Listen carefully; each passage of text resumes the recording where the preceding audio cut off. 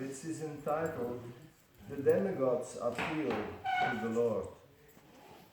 Text number 44.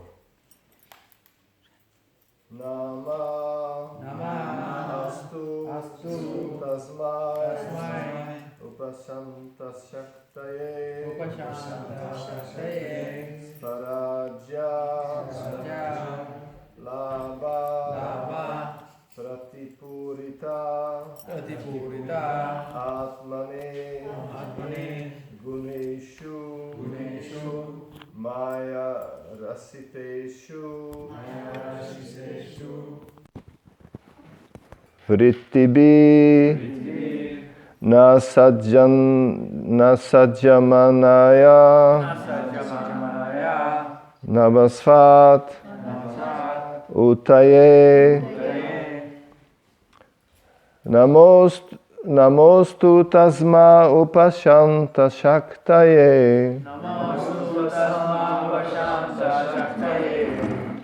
Svaraja Labha Pratipuritatmane Guneshu Maya Rashiteshu Vrittibir Asajjamanaya Nabasvat Uttaye Namostu Tasma Upashanta Shaktaye Svaraja Labha Pratipuritatmane Guneshu Maya Rashiteshu Vrittibir Nasajjamanaya Nabasvat Uttaye Namostu Tasma Upashanta Shaktaye Svaraja Labha Pratipuritatmane Guneshu Maya Rasiteshu Vrittibir Nasajjamanaya Nabasvat Uttaye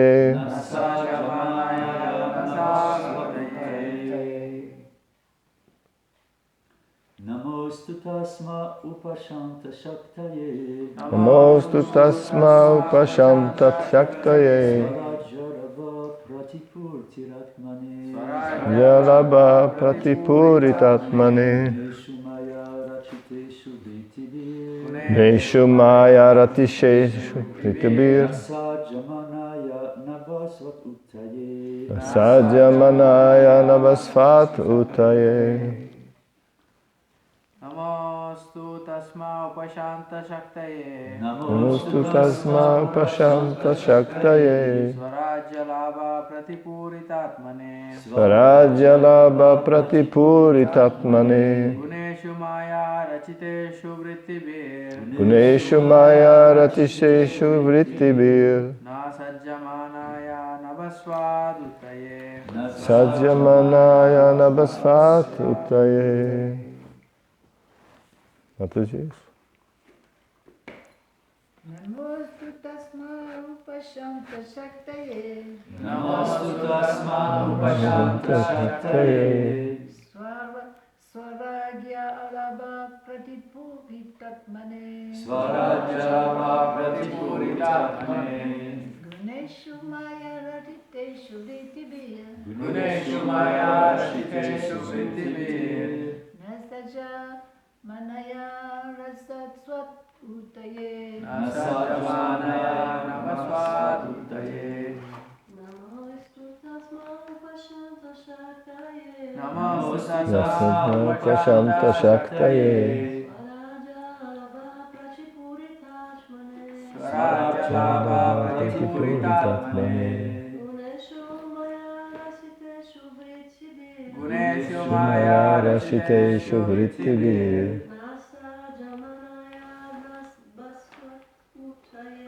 Nasajjamanaya Nabasvat Uttaye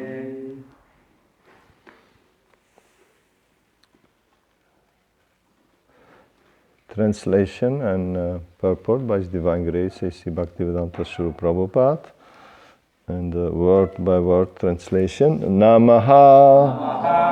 Our respectful obeisances. Astu. Let there be. Tasmai. Unto him. Upashanta Shaktaye. Who does not endeavor to achieve anything else, who is free from restlessness, Svaraja, completely independent, Labha, of all gains, Pratipurita, fully achieved. Atmane, unto the Supreme Personality of Godhead. Guneshu, of the material world, which is moving because of the three modes of nature. Maya rasiteshu, things created by the external energy. Vrittibi, by such activities of the senses. Nasajjamanaya, one who does not become attached. Or one who is above material pains and pleasures. Nabasvat, the air. Uttaye, unto the Lord, who has created this material world as his pastime. Translation. Let us offer our respectful obeisances unto the Supreme Personality of Godhead, who is completely silent, free from endeavor, and completely satisfied by his own achievements. He is not attached to the activities of the material world through his senses. Indeed, in performing his pastimes in this material world, he is just like the unattached air.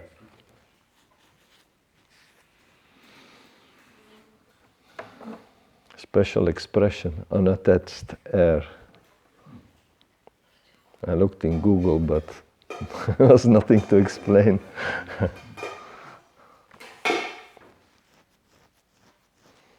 So it's very much unattached.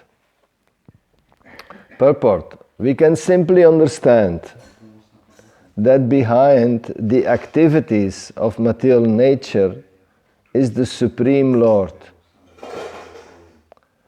by whose indications everything takes place, although we cannot see him.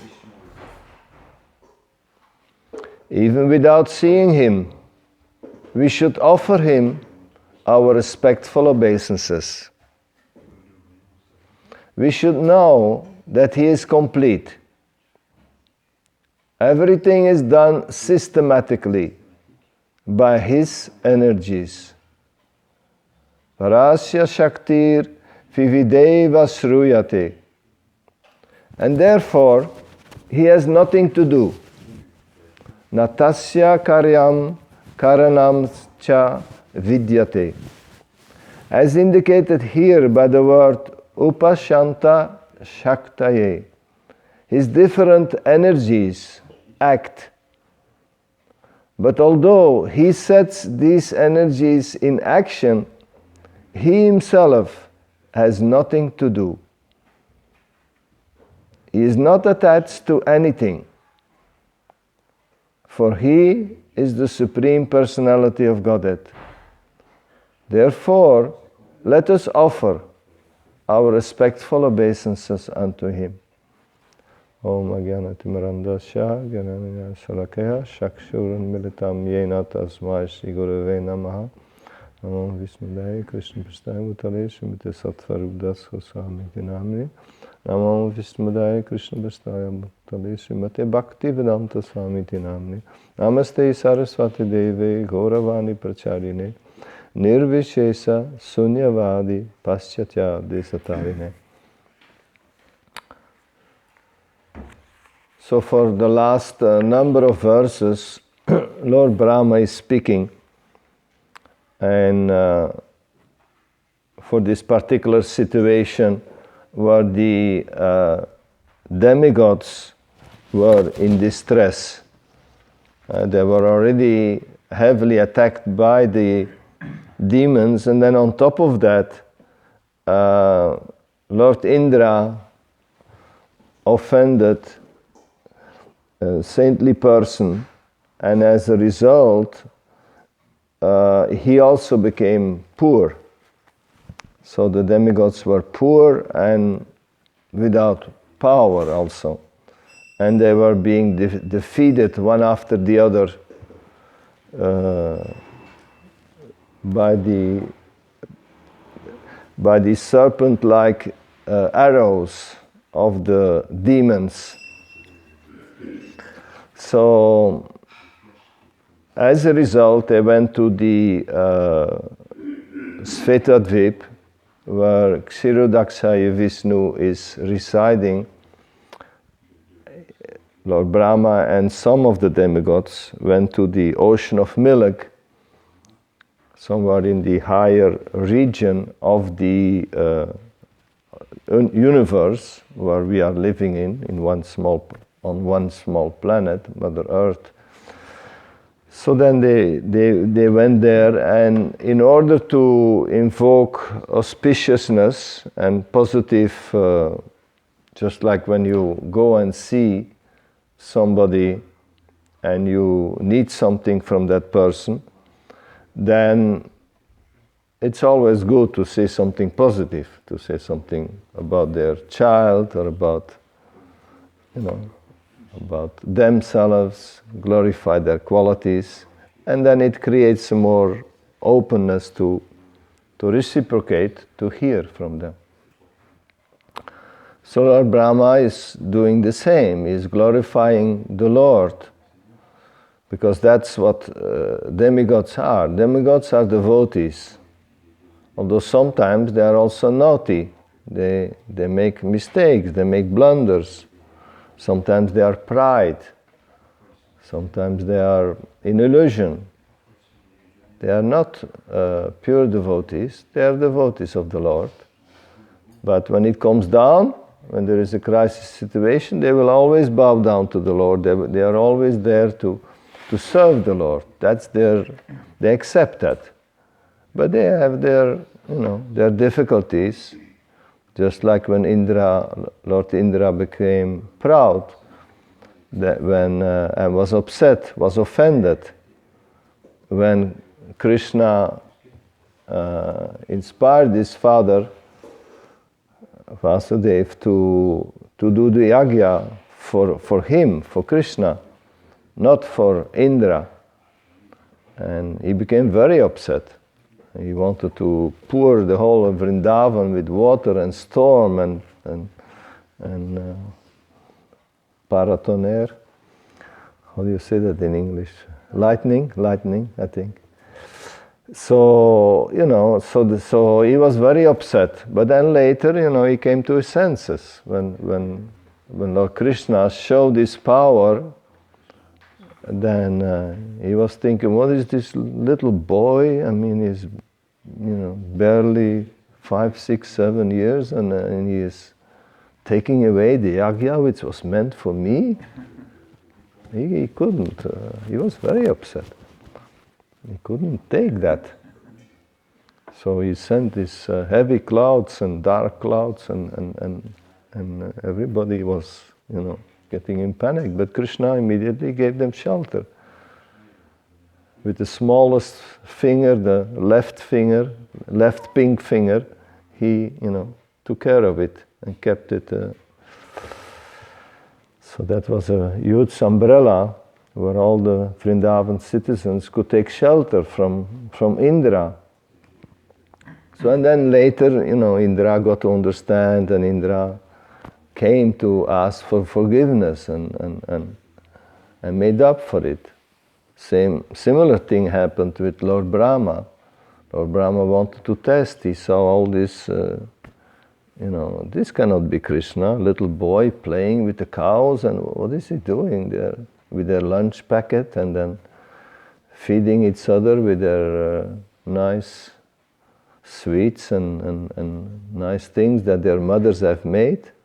How can that be? And then when Krishna went to fetch the cows or the calves that went too far away, so Krishna was away for a moment, and then Lord Brahma took all these boys and calves but Krishna just expanded himself in all this, in each calf that Lord Brahma took, and each cow and each cow boy, and Krishna expanded in all of them, and the family members, the mothers, had even a greater time, because now they were not just dealing with their child; they were dealing with an incarnation of Krishna. So it was even more pleasurable for them. They became even more attracted. They became even more attracted to the cows and the calves to the cows, and everything was more enjoyable. And then Lord Brahma, wow, what's happening here? So then he became humbled, and he also asked forgiveness. So that is the qualities of these are the qualities of the demigods, that they are devotees at heart, but they have their shortcomings, they have their problems, they have their attractions for the material energy, they are affected by things we are also affected by. But they are not eating cow meat like the people doing on Mother Earth. They are not doing that type of crazy things. They are, they have a different lifestyle, a different level of living. So here we see that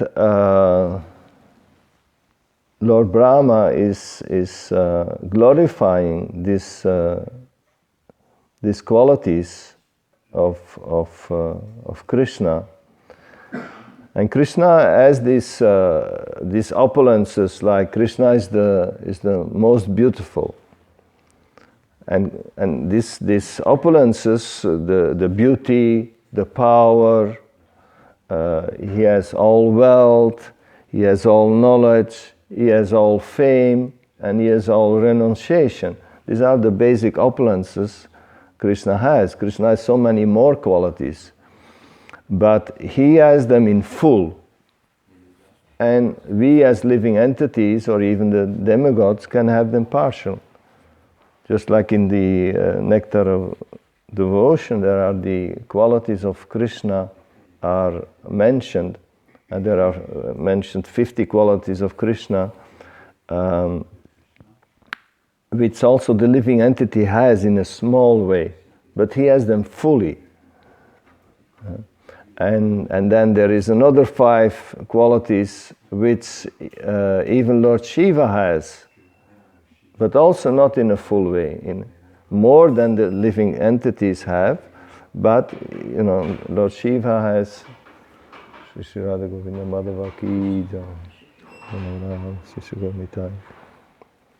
So Lord Shiva has them in a more extended way than the living entities, but not in the way as Krishna has. And then there is Lord Vishnu, who has the 60 of the qualities of Krishna in full. But then Lord Krishna himself, he has 64 qualities. He has 4 more qualities which which even his own incarnations, his own expansions don't have. So Lord Brahma is here, is here.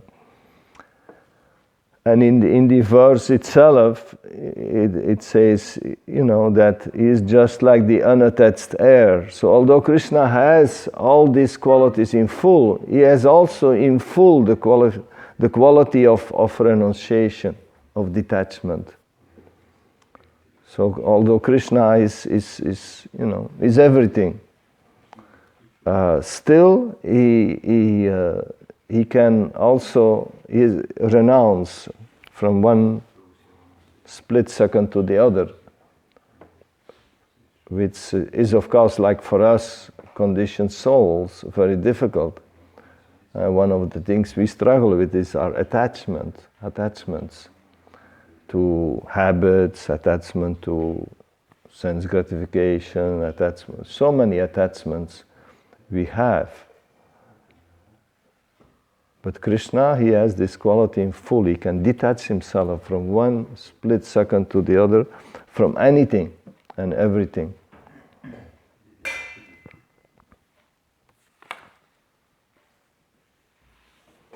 And Krishna is the cause of all causes. There are several verses in the scriptures that point out how Krishna is is fully detached.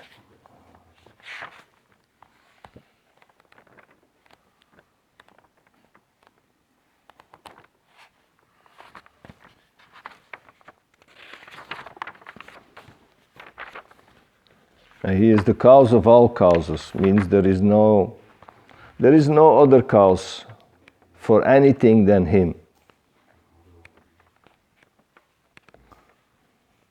When you go somewhere, it's always nice to know who is the boss. Then you know what you are standing for. So with Krishna and his creation, it's super clear who is the boss. He is the boss of everything, and nothing can move without his sanction. He's the primeval Lord. It's super clear. That's why he is in qualities, he's the superior in qualities. Everything comes from him. Not a thing exists without his sanction, or not a thing exists that has nothing to do with him.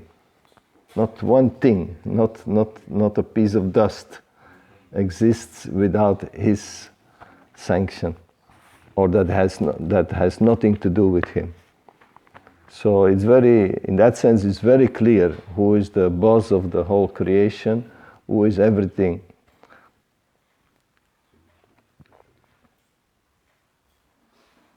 In Bhagavad Gita 10.8, it's, I am the source of all spiritual and material worlds.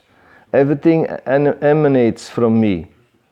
The wise who perfectly know this engage in my devotional service and worship me with all their hearts. Another verse from Bhagavad Gita. Never was there a time when I did not exist, nor you, nor all these kings, nor in the future shall any of us cease to be. Brahma Samhita. Krishna is the Supreme Person. His body is eternal, full of knowledge and bliss. He is the primeval Lord, Govinda, and the cause of all causes.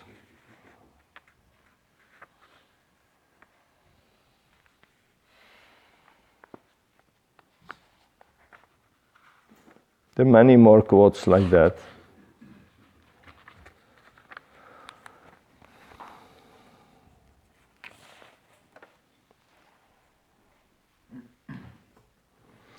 And here the point in the purport, Srila Prabhupada makes the point that Krishna is complete and everything is done systematically.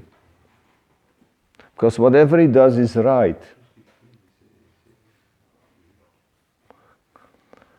And So everything is super organized. If we mix up something, it's because we mix it up. But, and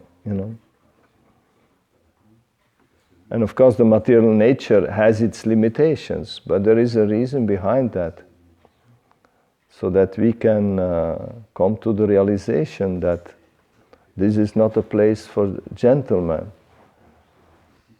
And that we come to the realization that maybe I should, concentrate on Krishna and get out of this material world. Live in such a way that Krishna is in the center, and then automatically I will come to the realization that that this is a temporary place, a place of suffering, a place of limitations, a place where everything all the time is changing. So maybe this is not really the place to invest so much energy into it. Of course, we need the basic needs to live. We are in need of basic things, but we don't need to live here as if we are going to live eternally. We can use our energy to take care of the basics, and then the rest of the energy we can invest in our spiritual life, in our future, in our real future. That's a more proper investment.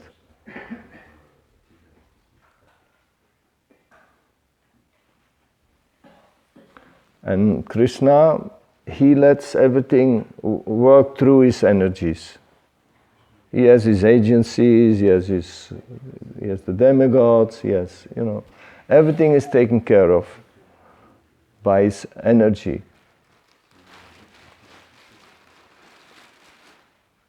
And in the spiritual world, everything is perfectly arranged. And in the material world is a world with limitations. It's a world to help conditioned souls remind that there is another world and that we should roll up our mat and finish in this world, in this lifetime, and prepare for to go back home. Because it's clearly not our home. Just like when somebody is in a prison, he will not consider the prison his home unless he is a fool.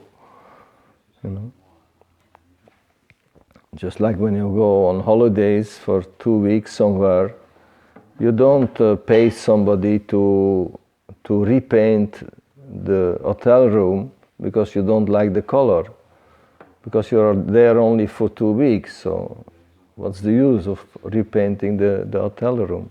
It's a waste of energy. But similarly, it's a waste of energy to invest so much energy in this material world, to get the perfection, especially for ourselves. I mean, if we do something for the Lord, we can, because that helps us to advance spiritually. Then we can do it perfectly. But for ourselves, we should not demand a perfect situation. We should make the best out of a bad bargain, and and live simple. Simple living, high thinking. That should be the principle.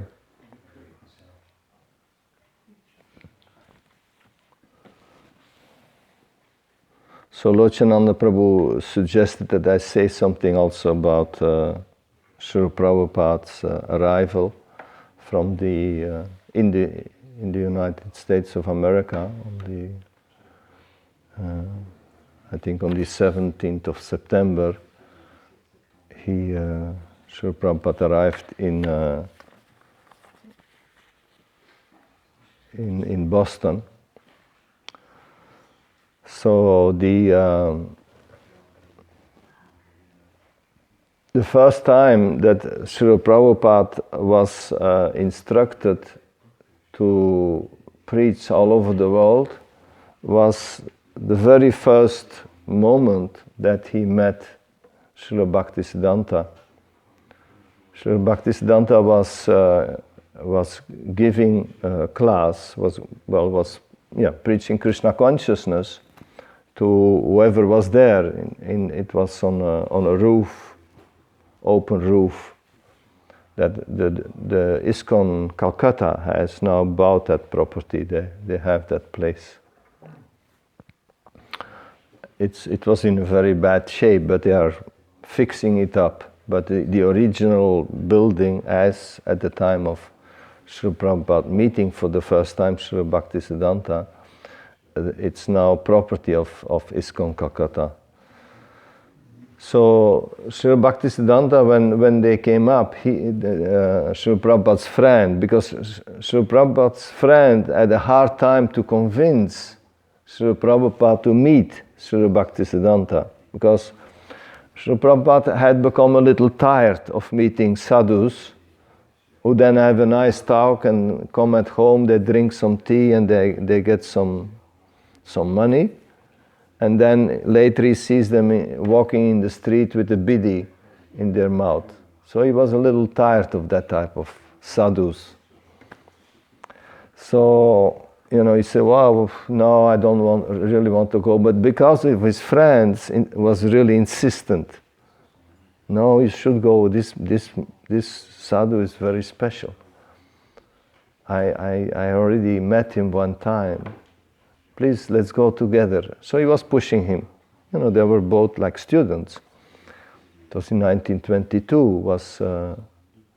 was the year that I think Srila Prabhupada just left the college because there was an appeal from Gandhi to stop studying in English, and with the aim to dismantle the influence of the UK. The UK was in charge of India at that time. So, but Gandhi wanted in a peaceful way to dismantle their influence and so they could become independent. Which then also later happened, but not so peaceful always. Anyway, that's so then they went and they offered their obeisances. And they weren't even sitting in the room at the time they offered the obeisances. Srila Bhaktisiddhanta said from his Vyasasana, and they were like at the end of the temple room here, was saying, you are educated young man, why don't you preach the message of Krishna consciousness all over the world? Something like these are more or less the words that Srila Bhaktisiddhanta spoke without knowing them, seeing at least Prabhupada for the first time. But then Srila Prabhupada gave a reply. He said, but who will hear our message? Because how can we spread the Indian culture, Indian religion, if we are under British rule? And then Srila Bhaktisiddhanta, he replied, he said, the message of Krishna cannot wait for the change of Indian politics. It is not dependent on who rules. The teachings of Bhagavad Gita are so important, so exclusively important, that it cannot wait. So Srila Prabhupada was quite impressed with with this reply, he didn't, so immediately he felt, oh, this sadhu is special. This is so immediately in his heart. That short encounter, and of course, then he continued giving his presentation, his class. But from that time on, Srila Prabhupada had accepted him as his spiritual master. And then he took initiation 11 years later, in 1933. So then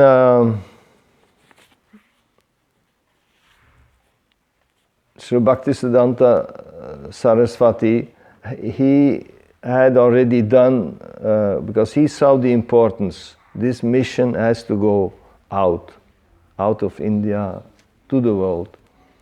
So he had already sent a few of his senior disciples to the West, to Germany. Somebody went to Germany, somebody went to London, but some or other, they were not able to make it work. So then, in the last time that Srila Bhaktisiddhanta had his parikram, because Srila Bhaktisiddhanta left in 1936, so that was 3 years after Prabhupada received initiation. Then they had a parikram with thousands of his followers and devotees.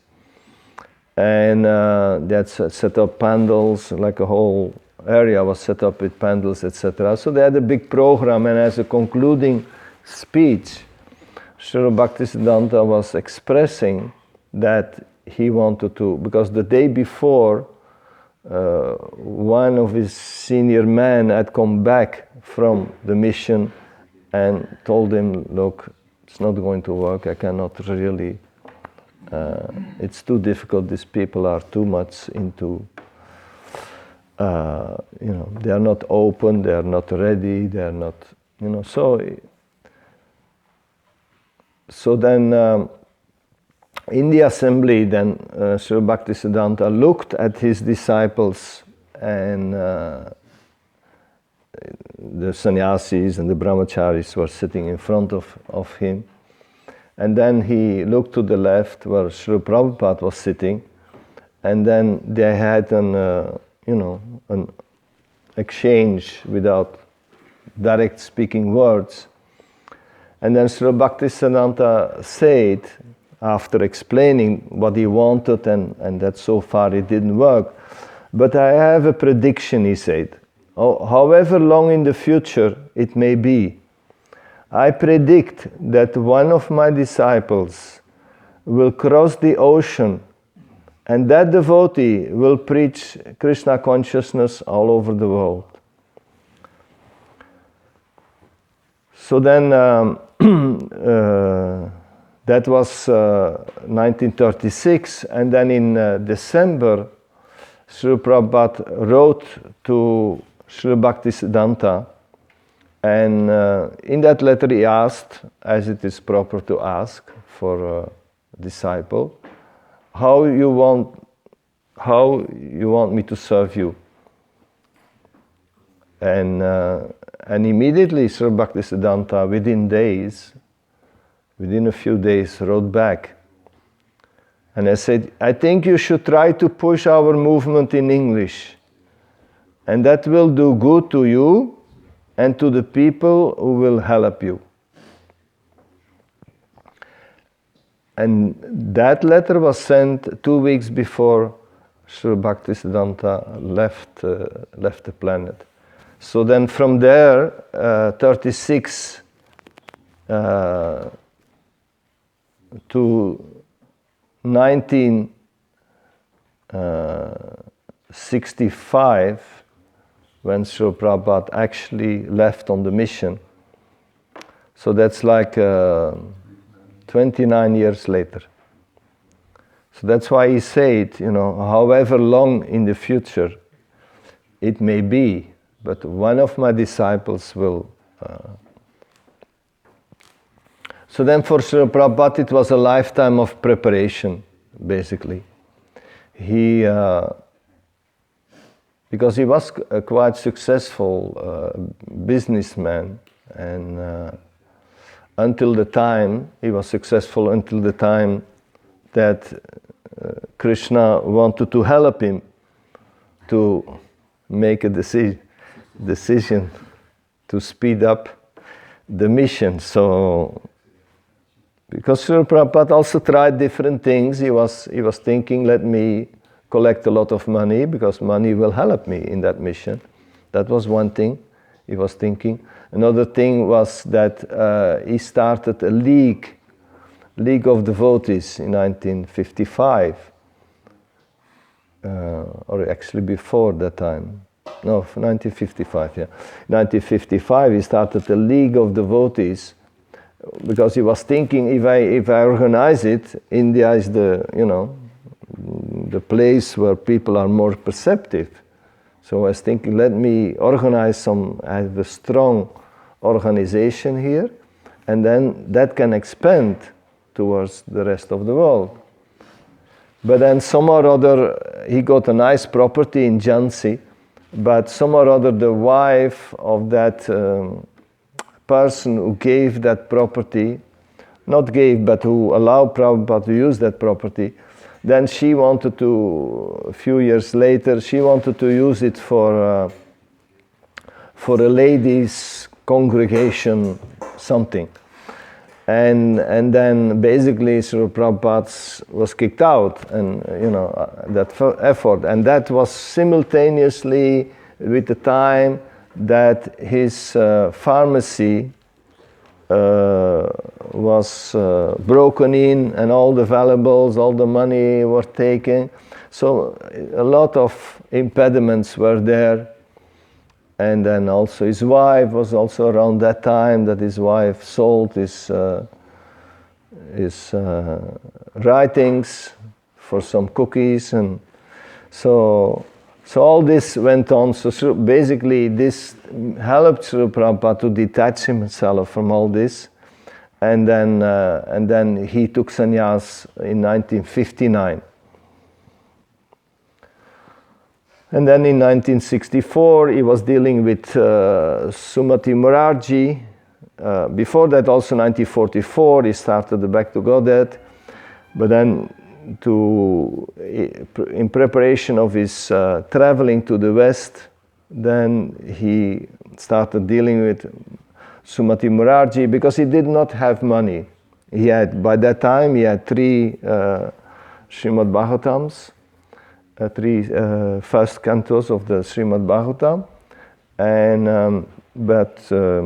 he did sell some Back to Godheads, and that gave him some money, but that was basically for the printing of the Srimad Bhagavatam. So then he got a free ticket with the Jaladuta from Sumati Morarji.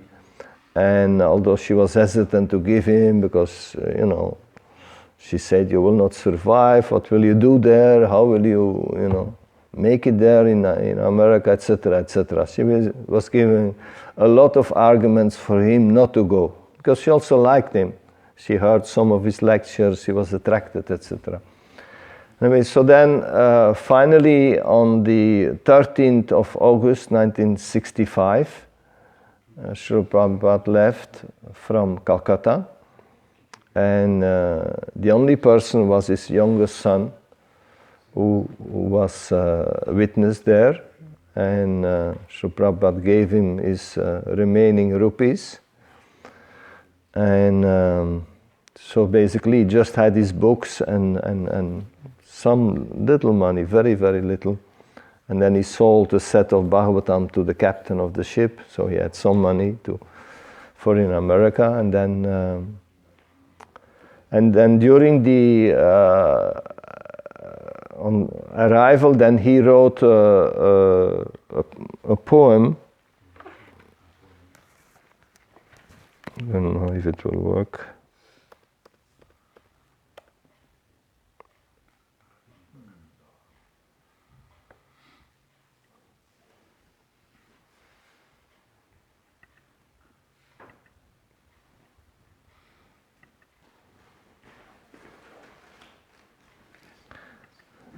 which is called Markine. But it may not work, my internet here.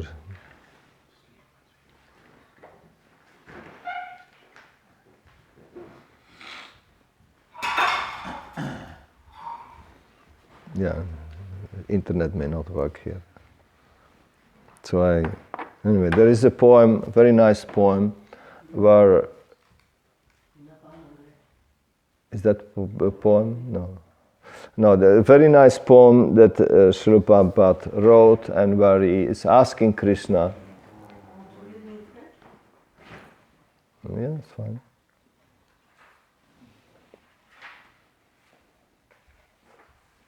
Thank you. Mm-hmm. Everybody understands French? Everyone understand French? That's very good now. And you are learning French, so that's good. Mon cher Seigneur Krishna, tu montres tant de bonté à l'âme inutile que je suis. Mais je comprends mal pourquoi tu m'as amené ici. Dispose donc maintenant de moi comme il te plaira. Tu dois bien pourtant avoir quelques desseins pour ces lieux horribles. Sinon, pourquoi m'y aurais-tu conduit? La généralité des hommes d'ici subit les influences obscures de l'ignorance et de la passion. Plongés au cœur de l'existence matérielle, ils se croient très heureux et satisfaits. C'est pourquoi ils n'éprouvent aucun attrait pour le message spirituel de Vasudeva. Et j'ignore comment ils pourraient jamais le comprendre.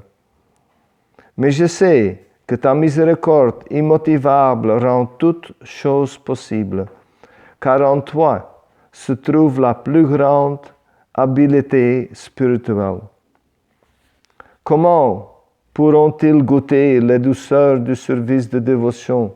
Ô Seigneur, je te prie seulement de m'accorder ta grâce, afin que je puisse les convaincre d'accepter ton message. Tous ces êtres sont tombés sous le joug de l'énergie illusoire. Cela par ta volonté. De même, par ta volonté, si tu le désires, ils peuvent être arrachés aux griffes de l'illusion. Je souhaite que tu les délivres, car c'est seulement par l'effet du désir que tu as de les arracher à leur piètre condition qu'ils seront en mesure de saisir ton message. I will skip a few verses because otherwise it will become too long. Comment réussirai-je à leur faire comprendre le message de la conscience de Krishna? Grande est mon infortune, nul mes pouvoirs, et des plus déchus ma condition. J'implore donc ta bénédiction. Fais que je puisse les convaincre, car laissé à moi-même, je demeure impuissant. Pour une raison ou pour une autre, ô Seigneur, tu m'as conduit ici pour te faire connaître à tous. Désormais, cher Seigneur, il ne tient plus qu'à toi de me faire réussir ou échouer. Ô Maître spirituel de tous les mondes, je ne peux que répéter ton message. Si donc tel est ton désir, confère à mon verbe la puissance nécessaire pour leur faire comprendre ce message. Seule ta grâce immotivée peut donner la pureté à mes mots. Je suis assuré que lorsque ce message spirituel et absolu entrera dans leur cœur, ils en éprouveront de la joie et connaîtront ainsi la voie pour laquelle on s'affranchit de toutes les conditions défavorables de l'existence. Ô Seigneur, je suis en tes mains comme un pantin, Et si tu m'as fait venir ici danser, alors que je danse dans tes mains, que je danse. Ô Seigneur, que je danse pour ton plaisir. Je n'ai nulle dévotion ni savoir, mais une foi ferme en ton saint nom. J'ai reçu le nom de Bhaktivedanta et maintenant, si tu le veux, tu peux à ce nom donner son vrai sens. Signed by Srila Prabhupada. Srila Prabhupada ki jai. Jai. I have a question about the verse. Okay. So the verse said that nothing, not a blade of grass moves without the sanction of the Lord. So whatever happens is sanctioned by the Lord. Sometimes if a devotee does something and hurt somebody and said, okay, it was the sanction of the Lord, it's not me, he doesn't want to take responsibility. So I heard this. Mm-hmm. Not me did that, Krishna wanted it. So what do you say? Yeah. Huh? Yeah, as you know, that doesn't change the essence. It's just that, we have to sometimes undergo this type of difficulties for our purification. But it doesn't change the essence. It's like, when somebody plays a role, then he plays a role in working out your karma. And the working out of your karma needs to be done. So then that's how Krishna is using it. But we should not blame that somebody is playing a role in working out my karma, because that's how it's meant to be. But shouldn't the person take personal responsibility? Yeah, but Sometimes it's too easy, Krishna well, yeah, sure, go ahead. This point made by Gandhi, actually many philosophers, many people, outside, they ask the same question. How is it God controls everything? How alone people starving, people suffering, animal being? Actually, I read Krishna testifies everything. Okay, it's changed, but he gives the ration. And then Krishna, the Chaitanya Prabhu declares, no blood of breath, because therefore Krishna is supreme command. He knows everything. He gives the orders. Therefore, if someone acts in bad way, he has to pay direction somehow. But Krishna is sanctioned.